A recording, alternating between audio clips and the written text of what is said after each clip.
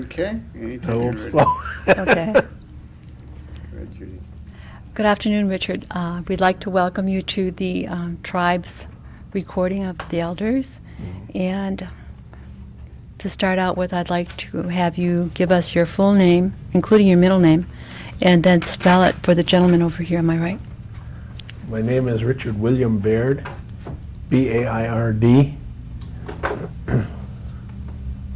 Richard and William, too, because sometimes Oh. people spell them differently. R-I-C-H-A-R-D.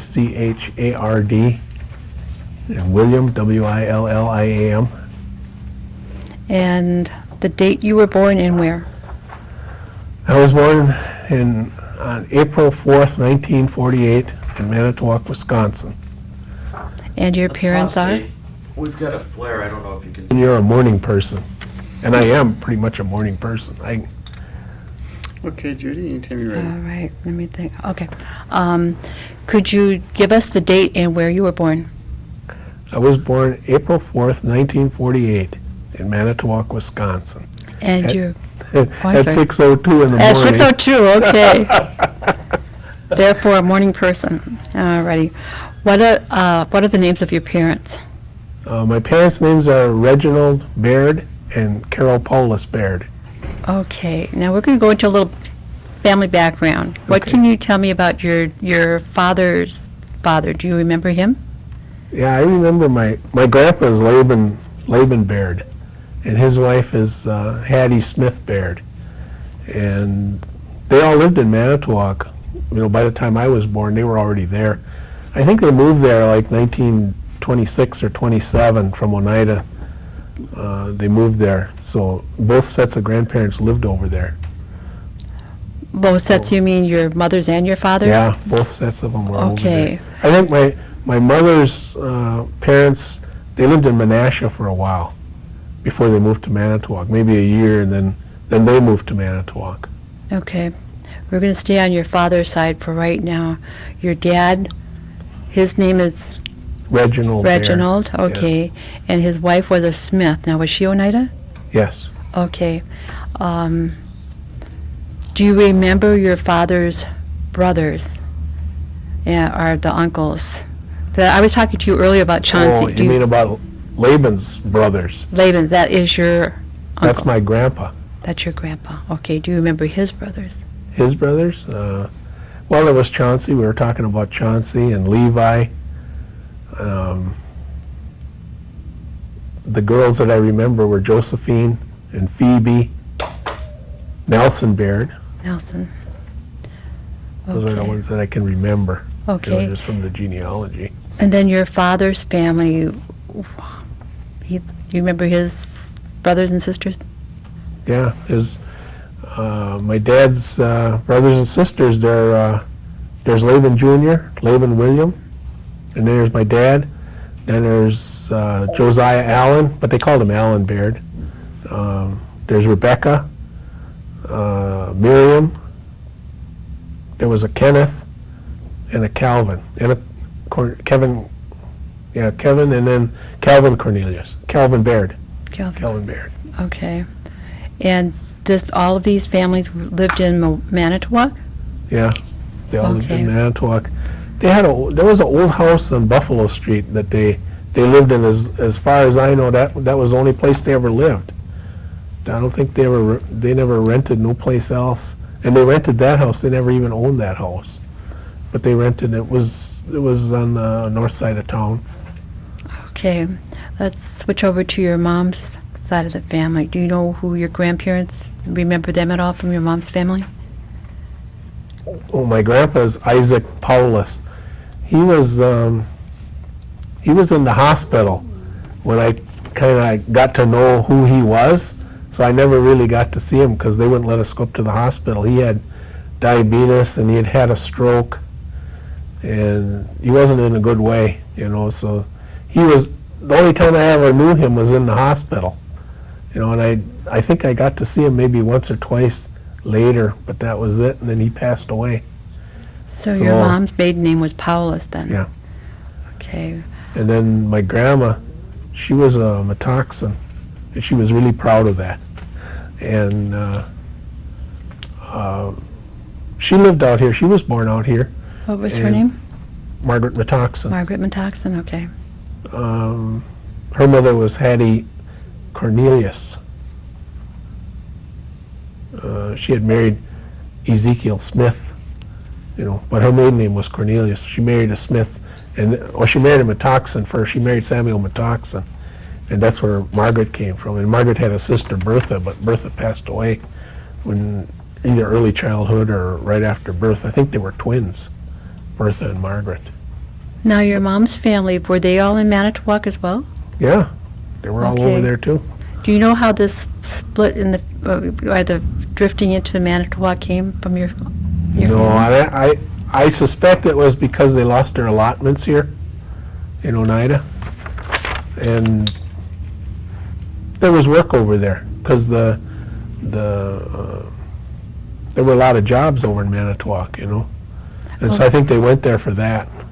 Okay, now, your grandpa Laban and Chauncey at least I know, had gone to Carlisle. Do you know if your grandpa did?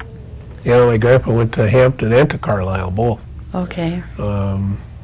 I read some stuff from the land office where he had worked in Sheffield, Massachusetts for some family. He was farming, or he was a farmhand over there. And I got some letters and stuff like that. That was in his file from there. So I know he went to both schools, but I don't know much about Hampton because I don't have those records, but I have his Carlisle records. Okay. How about on your mom's side? I don't think my grandpa, I think he might have went to Carlisle, but I'm not sure. But neither of the women went. Neither of Okay. the women went to school. At least not that I'm aware of. But I think Grandpa Paulus went to Carlisle too. Do you remember or did your dad talk about where he went to school? My grandpa went to school in Manitowoc, public schools. Well, I don't know how old he was, maybe 7 or 8 before they moved to Manitowoc. So he went to school out here, but I don't know where, probably the mission school or whatever was here. Okay. But when he went to Manitowoc, then he went to public school over there. And he graduated from Lincoln High School, where I graduated from, Okay. like 1937 or 38, something like that. Did your dad or your grandpa talk a lot about where, their school experiences or what it was like growing up? Oh, not a whole lot. So you're I mean, not familiar with the reservation at all? No, Okay. not a whole lot. My dad don't even talk about the war, and he was in World War II, and it's just lately that he kind of relates a few things here and there about World War II, and he fought in New Guinea and in the Philippines, but he don't talk too much about that. Okay. Are your parents are still alive? My mom passed away in Mom 2002. She was 80 years old. Okay. And your dad still lives in My Manitowoc? dad still lives in Manitowoc, yeah. Okay. And how many children were in your family? Just two of one older brother, Peter, and he's a year and a day older than I am. He was born on April 3rd, 1947. And does he still live in Manitowoc then? No, he lives in New York. Oh. Him and his family live in Honeywell Falls, New York. Okay. Now, I'm trying to figure out your childhood here. Did you ever come back and forth to the reservation to visit, or? The only time we ever came out here was in the summertime, and we went to Mason and Sophie Cornelius's house. It was on Tip Road, Right. and we only came out here in the summertime, and we came out here with my Uncle Murphy. He was married to my ma's sister, Hazel Paulus, and his mother was Sophie Antone, Sophie Cornelius. And so then we'd come out here in the summertime, but we didn't stay that much, a couple days, and then we'd go back. So you never got to know any of the kids here either then? No. No. No.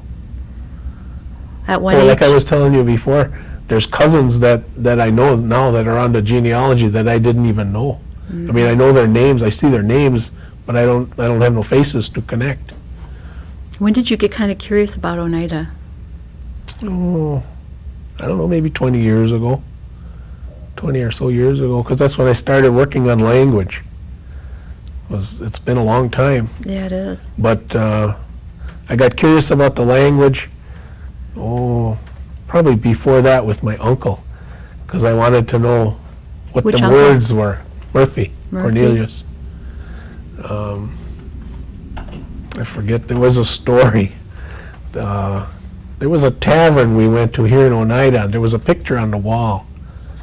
And there were some words under it that were written in Oneida. It said, Sogie Zo Gigi. You know, so I asked him, I said, well, what does that mean? And he would tell me, and I kept bugging him, you know, and finally he told me it means they had too many beers.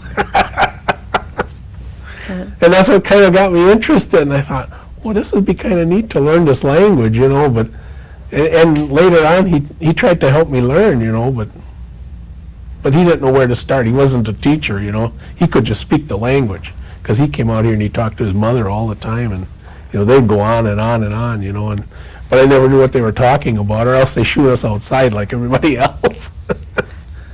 Okay, so we're going to go back to Manitowoc now. That's where you went to school.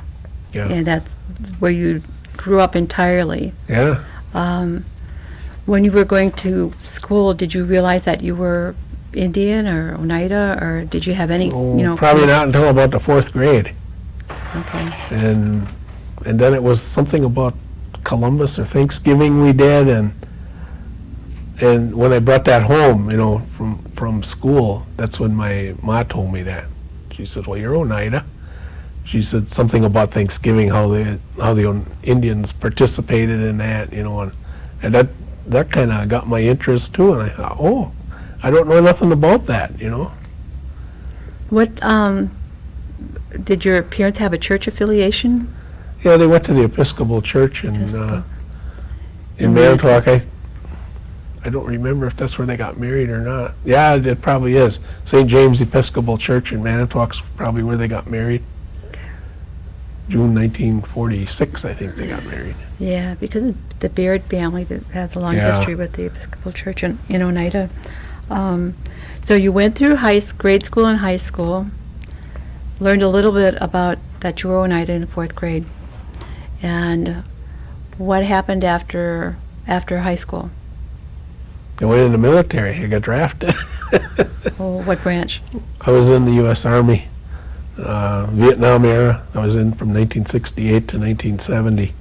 But I didn't go overseas. I don't know, just luck of the draw, I guess. I never went overseas, and my brother, he didn't go overseas either. He ended up in Fort Sam Houston, Texas. The year before I went in, he was in, and he went to Fort Sam Houston, and he got medical training, and his whole unit went to Vietnam, and him and about 3 or 4 other guys got sent to Germany. So that's where he did his time, was in Germany. And we both did our 2 years, and we got out. Although, you know, they tried to recruit me. When I got close to the end, it was, no, I said, I'm going home. Did you meet any other Oneidas while you were in the service? No, but I met other Indians. And I think there was a Navajo guy from either Arizona or New Mexico that I met, you know. And Did you find yourself gravitating to the Indian people more so than the others? no, not so much. particularly? No, not Okay. particularly. Okay, after you were out of the service, then where did you go? Well, I came home for a couple months, maybe 3 or 4 months, and I was just home, and I always wanted to get into transportation, but I couldn't figure out how I was going to do that. I always wanted to work on the railroad. That was my dream, to work on the railroad. And I think for as long as I can remember, I've been interested in trains and like that, and dreamed about being a locomotive engineer, but how could I get there? How could I get there? And then this opportunity came up to go to a transportation school in Minneapolis, and that was after I got out of the military. And so then I went, and we learned about traffic, about rates, how they rate things and how they move things on the railroad, but there was nothing about hands-on railroading, about, you know, brakemen or conductors or engineers, nothing like that. But it was a way in, you know, to see if I could get a job on the railroad. So I did that, but that was only 1 year course. But then they concentrated on airline training too, to be a ticket agent and like that. So it was just a little bit of transportation, but kind of in a lot of different areas. We did trucking too. So. I wasn't aware they had a school like that. Oh, Is it yeah. still there? No, it's gone. It was called Humboldt Institute. Okay. It was in Minneapolis on Blaisdell Avenue. It was a two-story building. It was a brick building. It was a nice school. They had separate dorms for boys and girls, and we all went to school together, and it was all day. It was just like going to high school. It was like 8 o'clock in the morning till 3:30 in the afternoon, and all day it was about transportation, some facet of transportation. So after you said it was a way-in, so was a way-in Oh, to? yeah, so after I graduated from there, they helped us all find jobs. And some people did get on with the airlines, and some people got on with the railroads, but I wasn't one of them. I ended up in what do they call that? It was a tariff publishing bureau. It was called Associated Motor Carriers. And so they got me a job, and it was over in St. Paul. So I was living in Minneapolis, working in St. Paul. And so that was my first job in transportation. And they published the pricing catalogs that the truck lines used to move freight. That's what they did. And I ended up as a tariff writer there and a proofreader. I did that. But then, I think I was only there maybe a year and a half, maybe 2 years I was there. And then I got a line on a job in Milwaukee, and that's when I got into the trucking business. So I went to work for Murphy Motor Freight, like 1972, something like that, and I worked for them until... When they had, for the different holidays, like Christmas, Easter, birthdays, did you go back home then? Did the family have family gatherings? Yeah, we did that, yeah. Well, we did like Thanksgiving and Christmas, but we didn't do like Easter and, and all of them other ones. We didn't do a lot of that. Because we had pretty much, everybody kind of split up. My brother was gone to school, and he was getting ready to move to New York, and, he was raising a family and like that. So we didn't, if we happened to all be in town, then we'd all get together and do that, or we'd do it early, or do it after the holiday, but, just so we were all together. So did your grandparents ever talk about, what it was like living on the reservation? No. Nothing at all, huh? No, nothing.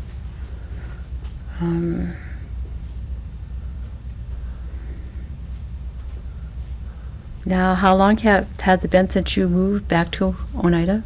I moved back here in 2001, something like that. Okay. I think it was in 2001. Were you married previous to Brenda, or what's your... No, Brenda's just- my first. Okay. So you just worked, and then... That's all I did was work. I worked like 14 years. I worked in the trucking business. And I worked for a couple different truck lines, and then I got a job on the railroad in 1986 finally. So I went to work in Minneapolis for the Sioux line. And I ended up on the I&M rail link in Davenport, Iowa, and that's where I finished my time. And then I moved back to Oneida. And when did you start working at the Language House? It probably took me a good 9 months to a year to get on over there. Yeah, So that you would've said, been- what, 2001 you moved back? Yeah, Okay, probably 2002. Well, late 2001, like December, I okay. think, before I got hired. What's it like working there? It's fun. It's fun. We have a lot of fun every day, and every day it's something new, Who are the elders that work with your program right now? Well, we did have Helen Skinador, but she's in the hospital now, and Leona Smith. They're the only two that are left. There aren't too many fluent speakers left in the community, and the language is in perilous condition right now, here in Oneida. Yeah. Does Cliff Abbott work with your program? Cliff works with Randy pretty much, but Randy works over at Culture Heritage, Randy Cornelius.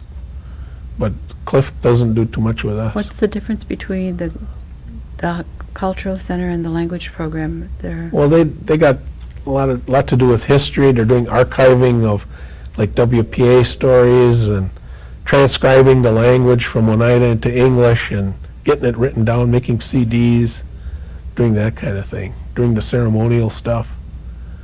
In the language house, we're concentrating on trying to become speakers is what we're trying to do. How many do you have in there that are trying to become speakers? There's only 8 of us. That's why it's imperative that we do what we're doing. Who's, is there like a main teacher there? Leander Danforth is our teacher now. Okay. Is there a Mary that works with one of the programs? Yeah, there was Mary Mcdonald came out here from Akwesasne. She was Mohawk, but she could speak Oneida. She had several degrees. I think she had linguistics and a degree in education, and she knew at least 3 of the languages she could speak. And she could probably translate Cayuga. I think she had a document she translated for somebody in Cayuga. So there was like 4 languages she could kind of do.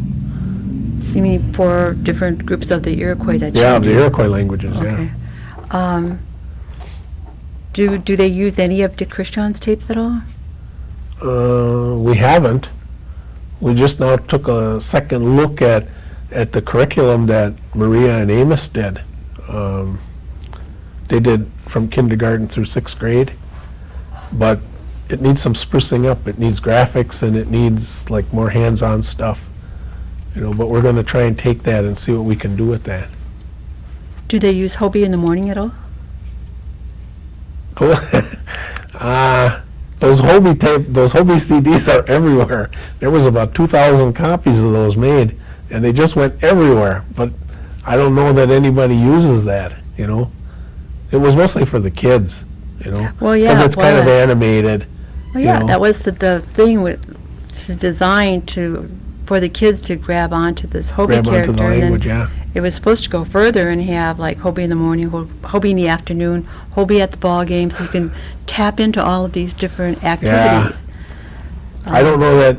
Well, the guy that created that was Gray Fox Productions, I Right. think, and he made a second one for childcare, and it's kind of the same characters, and it's got more language in it. But those are the only 2 he made. What is that interactive as well? Yeah. Okay. Yeah. Has the language program done anything like that since? Oh, since we got our new Apple computers, we're doing more graphics and more sentence writing and things like that, pulling things together, because there's a lot of stuff written down, but then sometimes there's no graphics, so we pull stuff off the internet, put pictures with the words, and so there's something to look at, just not just words. And we've tried a couple different things. We've been to Canada to talk to the speakers there, and we've done a little bit of TPR, which is really helpful. I found that helpful, but we're just doing what we can, because we don't have the native speaker resource anymore. That's too bad. I must tell you, there's a lady by the name of Alice Cornelius who's an excellent speaker. Oh yeah. Okay, so you've been with the language program, and you work at the language house. Do you have no children? My wife has 3, but they're grown. They're all grown up. They got families of their own. So. Okay. Now, you talked about the Longhouse. What's your affiliation with the Longhouse? Oh, I'm a Wolf Clan, Okay. And you attend the ceremonies, right? and I go to ceremony. Yeah. That was interesting to me, because that's all language out there. They don't translate for you out there. You have to know the language. But since I've been in the program, I understand a lot of what they're saying, but I still can't get context. But I understand the words that they use. But it's still hard, because it's a listening thing, and I don't have that skill. Well, what's the skill level? If you say there's 8 speakers right now and people go to the Longhouse, I don't think there's a whole lot of people that do have that skill. You I know, don't understand what you mean. well, you said you can't really understand what they're saying. Well, I know the words. When I hear the words, I know what they're talking about. Okay. But it's the context of the sentence. If you were to ask me, well, what did that sentence say? Well, I recognize this word, and this word, but I don't know exactly what you said. It's Okay. like that. But that's a listening skill that each of us has to develop. Well, I'm just kind of curious, because if they do that in the Longhouse, then what are the people going to learn? I mean, they might know this word and this word and this word. You kind of need somebody to translate it for now anyway, it would seem like. Well, that's what we're doing kind of on a daily basis. Is we're using stories now. We're using those WPA stories that were created years ago, and we're going through those. We're translating the story into English. We're going over the words and the sentence structure, how the language is put together. And that's about the only way we're going to get this now, because we don't have the speakers, you know. Okay, so you're pretty much having fun at the Language House. I'm going to go into some kind of, I don't know what you call them, questions. One of the things that we've been asking the elders is to tell us what it feels like to be, or what does it mean to you to be an elder?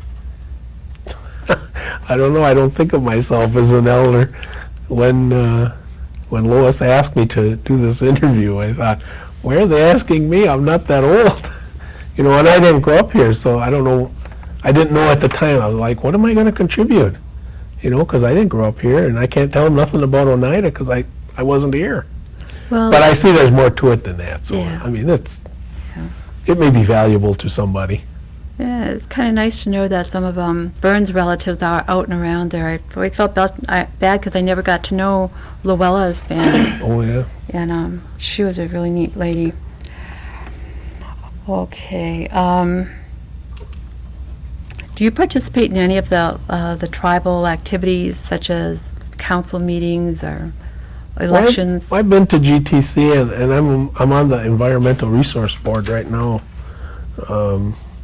I found that I don't know if I want to get involved that much. You know, there's a lot of political jockeying going on between this group and that group, and it's kind of like, I don't know. You know, people have asked me, well, why don't you get on COA, or why don't you get on land claims or something? And it's like, I don't know. Not for now. I don't want to do that, because my main focus in coming here was trying to learn the language. You know, and I don't want to divert too much of my extra time that I have, you know, to all these other things, you know, because I can't be effective at both. Yeah, it seems that way sometimes. Now, you talked about the Environmental Resource Board. I think that's a really critical board. Mm-hmm. And just like on COA, you know, and we have people who are pushing for the assisted living and the elder living.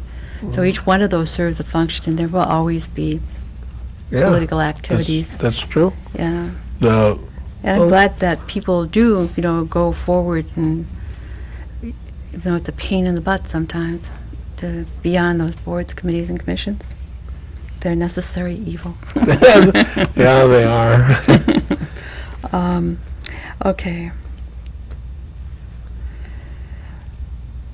Are there any customs that your family mentioned as you were growing up? One of the things that we do a lot it kind of comes and goes with different generations, but it was Hoyan at New Year's. Did your family ever talk about that? No. See, my mom and dad, they were that missing generation. My grandparents understood the language and could speak it, but they didn't teach them, so they couldn't teach me. So there's that missing generation in there. And my parents didn't know that much about the customs or the ceremonies or culture or none of that, you know. So I'm the next generation, and I'm trying to jump back one and trying to find out from the people who know that stuff, you know. Yeah. Well, the Longhouse is a fairly new thing here.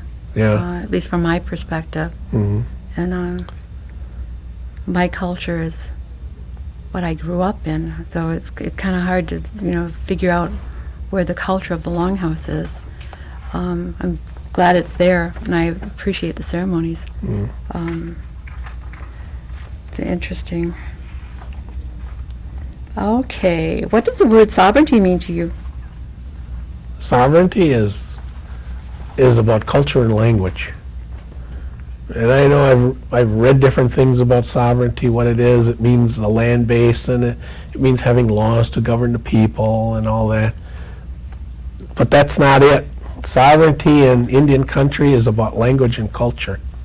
And that's about all it is, because without language and culture, we're like any other Americans.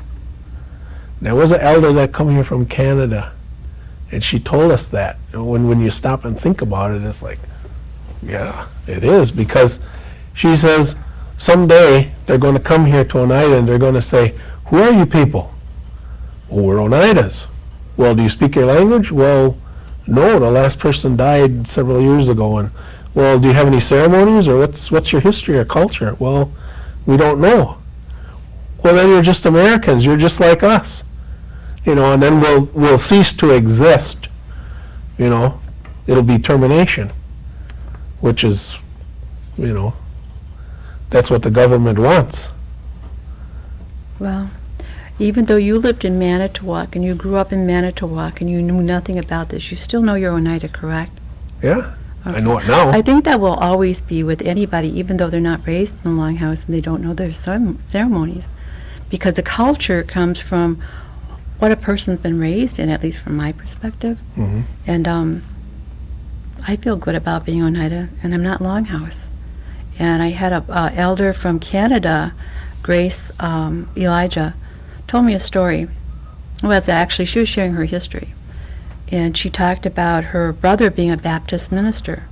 Now, Grace Elijah is a clan mother from Southwold. Mhm. And she said, my brother is a Baptist minister, and he services people all during the week. They need prayers promoting the gospel of Jesus. And he's in church every Sunday. However, when the ceremonies come, he's at the ceremonies with the people. And so he's learned he's made accommodations to accommodate both the Longhouse and Christianity. So she said, and really, Judy, she said, there's no difference.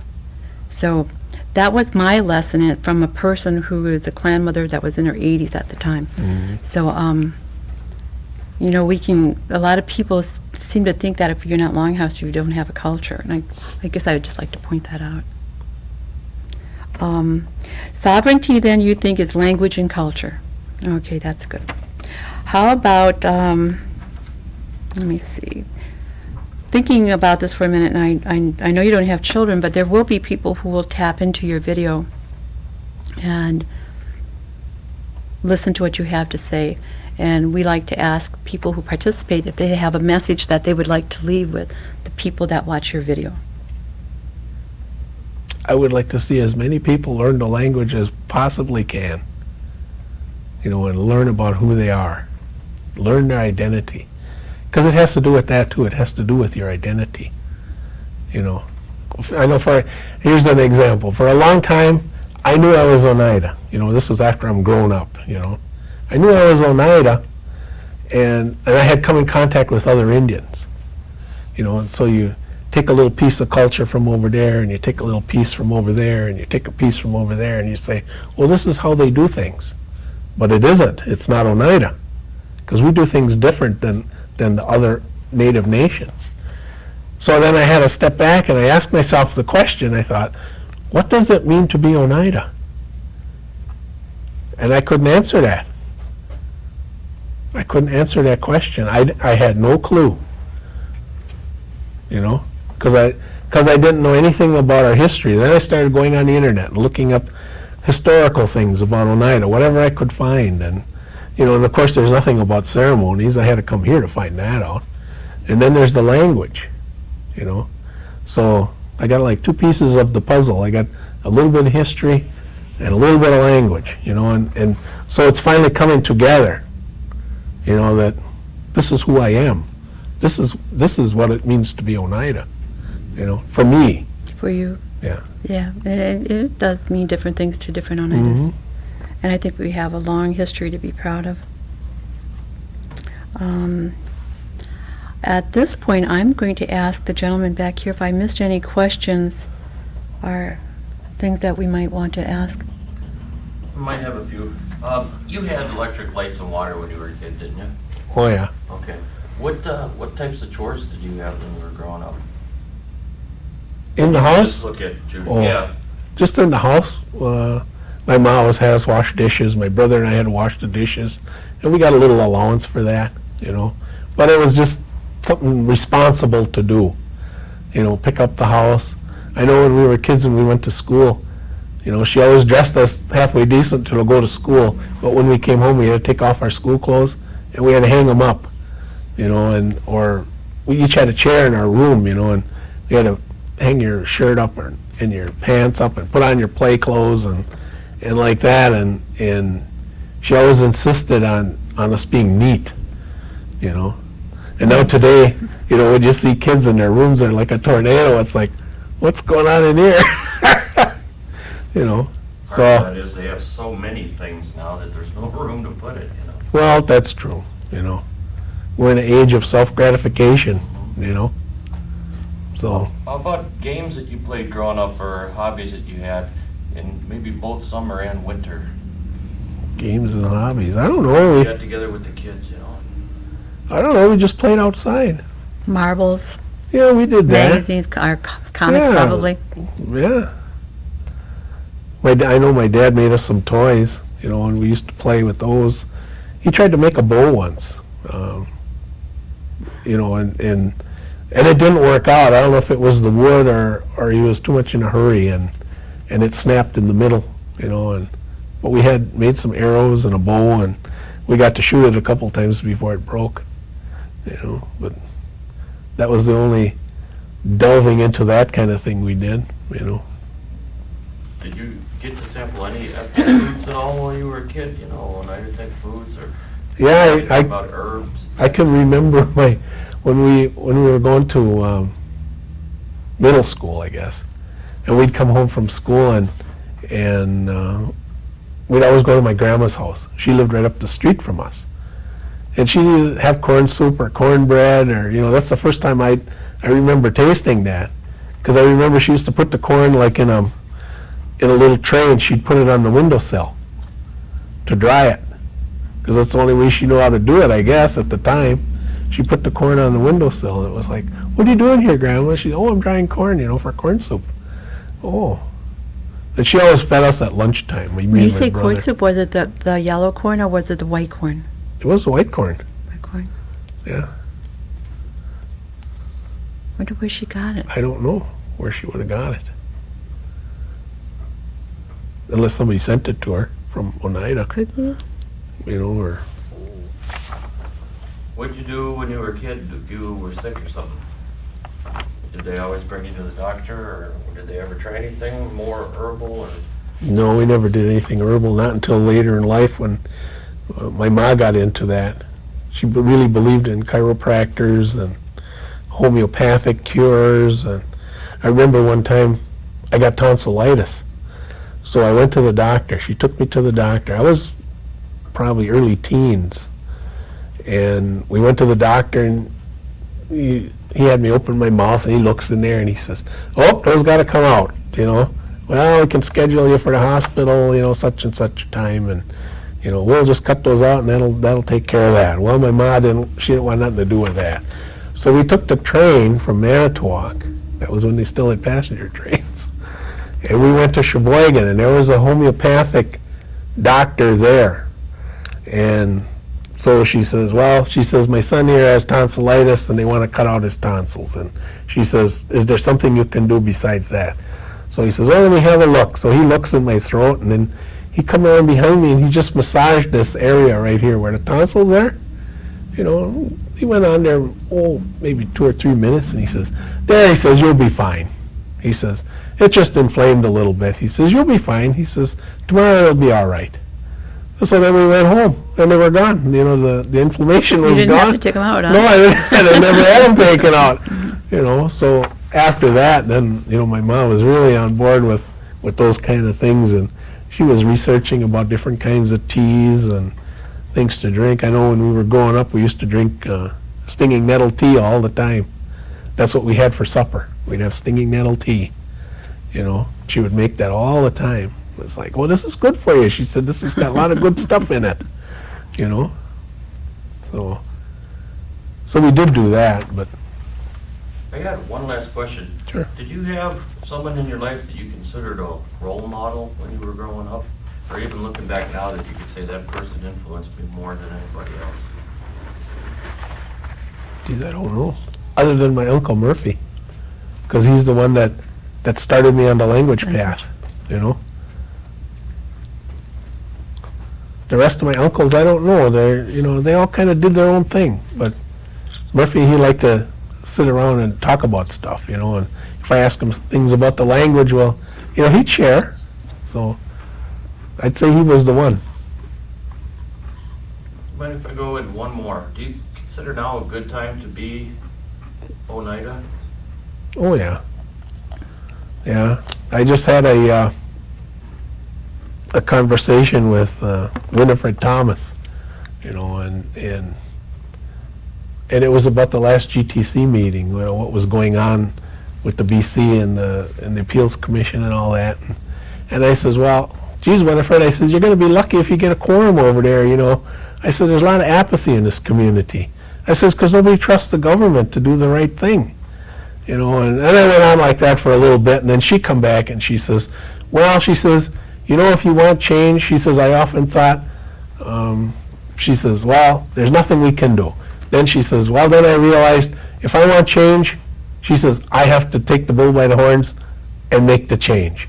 And I thought, by golly, she's right. You know, it doesn't do any good to complain unless you're willing to do something about it. Yep. You know, so let's go to GTC and change things. If you don't, you're part of the problem. Yeah, instead of the solution, so. Okay. Thank you very much, Richard. Okay. Okay, tell us about this photograph. All right, that's just a picture of my mom and dad. My dad's probably about 75 in that picture, and my ma's probably closing in on 80, something like that, because she passed when she was 80 years old. So that's just a picture of them. That's kind of the last picture I have of them together. I think that was taken by the Episcopal Church, maybe for their 50th or 55th wedding anniversary or something like that. Okay, Okay, that's a picture of my grandparents. That's Isaac and Margaret Paulus, and that's my ma on the end on the left there, when she was a lot younger. she looks like she might be 15 to 20 or... Something like that, I guess. I don't know. And I don't know if that was taken in Oneida or if that was taken in Manitowoc. I have no idea. My mom was born out here in Oneida. What's the young girl's name? Carol. Carol? She looks like Donna Jean, Oh, Bernie's sister. oh yeah. Why don't you tell us about this photograph, then you can kind of tell us all about the timing of it. What do you mean? Just go ahead and... He just what wasn't you were rolling saying. when you- Oh, I wasn't rolling when you were Oh. talking before. oh. Well, this is a picture of my mom and dad when they were a lot younger. Probably before we were born, my brother and I. My dad got out of the Second World War, 1945, and they got married in June of 1946. And that has to be somewhere around there, sometime around that time. So that's about all there is to that one. Looks like No, Okay. that picture, that's my grandpa, that's Laban Baird. That picture was taken in Manitowoc by their house on Buffalo Street. And that's not a military uniform. He was in the Manitowoc Marine Band, the Hamilton Band, the Aluminum Specialty Band. He played clarinet. And I only seen him one time with his clarinet, and I knew he could play it because he played it for us when we were kids. But I don't know whatever became of the clarinet. Not in with that, the Oneida band? I don't know if he was in the Oneida Band. I know Chauncey and Levi were, Yeah. but I don't know if he was. He might have been. He might have been. So he lost his clarinet. Yeah, I don't know whatever become of it. but that was his instrument. He played the clarinet. Okay, tell us about these photographs. Okay, on the right, that's Laban and Hattie Baird, and that picture, I don't know where that's taken. I got that one from, I think, from my dad. I'm not sure where he had that. A lot of these pictures were in like little photograph albums, you know, and we took them out because they were getting deteriorated in those books, so we took them out. And I still haven't done anything with them, you know, to preserve them. The picture on the left is my grandma. That's Laban's wife. That's Hattie Smith. She died in 1945, so I never knew her. But when I first moved to Oneida, I found out that her sister Margaret, she was Margaret Summers. She married Frank Summers, or Right, right. yeah, that's her sister. Oh, I- Hattie and Margaret were sisters. wow. And so when I went to work at the language house, here I run into Curtis, Right, yeah. and that was his grandma. Margaret was his grandma. Richard Summers. Yeah, Margaret was his grandma, so we're cousins, and I didn't even know that, you know.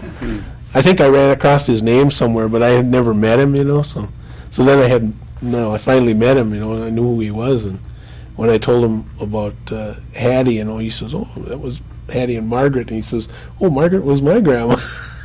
So, It's quite a find. yeah. Okay, tell us This about is- this man. This is my great-grandfather on my mother's side. This is Joe Paulus. And he was born like, I want to say 1828, something like that, here in Oneida. I've seen this picture before. You have? Oh, yeah. It's a nice Uh, photograph, because this would have been when he's probably about 70, I'm guessing. So Yeah. in 1890 or He turn of the was, century. yeah, he was married to Celicia Ninham. That was his wife. That's where my mom, you know, my dad, my grandpa and his family came from, you know. That was Isaac's dad. You know, I don't know which other Pauluses they're related to, though, or how they're related, because I haven't found anything more about him, you know, earlier than him, who his father and mother were, or anything. Or I think he was married before Loretta You Metoxen. might want to check with Barb Skinner, and she might be able to help you. Oh, yeah. Yeah. I checked with Loretta Metoxen, you know, and she tried to research his first wife, because he was married once before. She said her name was Jerusha, but couldn't figure out her last name or her family or nothing. And then he married this Celicia Ninham. And, Yeah, I think you'd have better luck with Barb than Loretta. yeah. Yeah, but I got that picture from my Aunt Hazel. She had a bunch of old pictures in a shoebox, and they were just in there. Yeah, that's And, the way you it know, is. so then I said, well, what are these? And she says, oh, they're just old family pictures. And I says, well, can I look through here? And she says, sure. And she says, you better take what you want out of there. She says, because she says, when I'm gone, she said, the kids will probably just throw these away Yeah. because they won't know these people, you know. She says, just take what you want. So I took this one, you know. I says, Auntie, can I have this? And she says, sure. So that's how I got that. Otherwise, you know, that one would probably be gone too.